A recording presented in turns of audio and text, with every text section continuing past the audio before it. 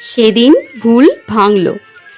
গোপালের এত চতুর আর উপস্থিত বুদ্ধি, তার এত প্রখর যে অনেকে অনেক চেষ্টা করেও কখনো তাকে ঠকাতে পারেনি। মহারাজ কৃষ্ণচন্দ্র নিজেও বহুবার চেষ্টা করেছেন গোপালকে ঠকাতে, কিন্তু পারেননি।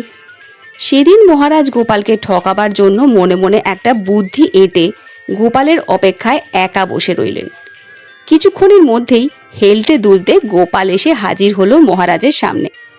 দুজনে বসে নানা কথা আলোচনা করতে লাগলো। কিছুক্ষণ পরে মহারাজ গোপালকে ঠকাবার উদ্দেশ্যে রহস্য করে বললেন, গোপাল, তোমার স্ত্রী নাকি পরমা সুন্দরী।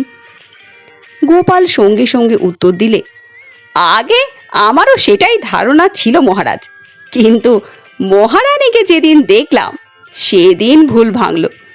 উপযুক্ত উত্তর পেয়ে মহারাজ নিরুত্তর হয়ে রইলেন।